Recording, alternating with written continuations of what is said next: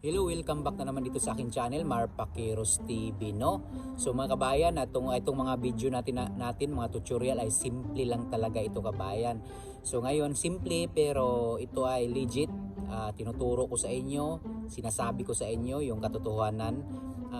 Kaya mag-follow kayo dito kasi nga, kabayan, ituturo ko sa inyo kung paano mo makuha ang pera mo ng sahod sa TikTok. May sahod ka na ba sa TikTok pero hindi mo alam kung paano mo i-withdraw, paano mo kukunin. So ngayon, kabayan, nandito ako sa abroad, kabayan, i-share ko sa inyo, nandito ako sa abroad. So ngayon, kabayan, paano mo yan makukuha? Kung nandyan ka sa Pilipinas, katulad lang din siguro, kabayan, pero ako nandito ako sa abroad. So ang ginawa ko, kabayan, kasi nandito ako sa abroad, mahirap kasi dito kasi iba yung bangko dito, no? Ibang bangko to. So nahihirapan ako kung paano ko siya i-withdraw. So ang ginawa ko, kabayan, kailangan mo lang na mag-download or mag-install ng PayPal application, tapos mag-register ka doon. So gumawa ka ng PayPal account. PayPal account, kabayan, application yan, no?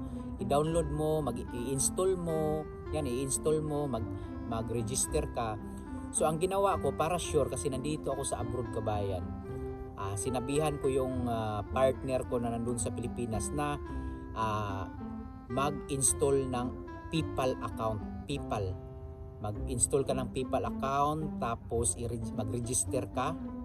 So ngayon, nakagawa na siya, naka-install na siya ng application na yon at naka-register na siya gamit yung phone number niya, kabayan. So ngayon, kabayan, ang ginawa ko, kabayan, pumunta ako dito sa aking TikTok, pumunta ako sa balance, no? Pumunta ako sa balance, kabayan.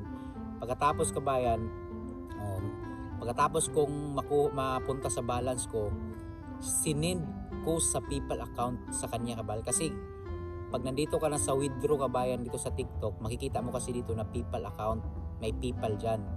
So ngayon, kabayan, tutuplukin mo lang yung pindutin mo lang yung PayPal account, kabayan. Tapos, kabayan, ilagay mo yung account ng asawa mo sa PayPal account, kasi may lalabas kung saan mo i-send So pag lalabas dyan sa TikTok, i-click mo lang yung PayPal account. Pagkatapos sa PayPal account,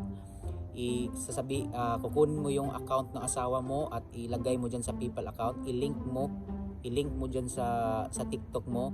Pagkatapos, kabayan, i-send mo sa PayPal account niya at marireceive niya ngayon, kung kailan ka nag-send, ngayon agad, kabayan. Seconds lang, kabayan, marireceive niya doon sa PayPal account niya.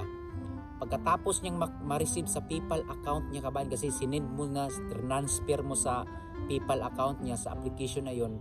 So yung asawa mo or ikaw man, kabayan, na gustong ikaw walang asawa o ano ba, kasi ito yung ginawa ko.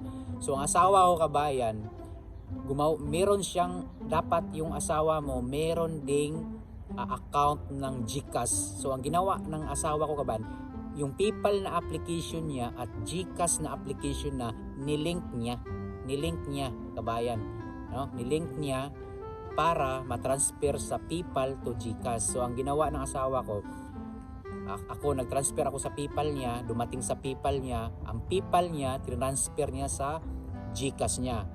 Pagka-transfer sa GCash niya, pumunta siya sa tindahan at yung may mga GCash doon at kinuha niya yung pera.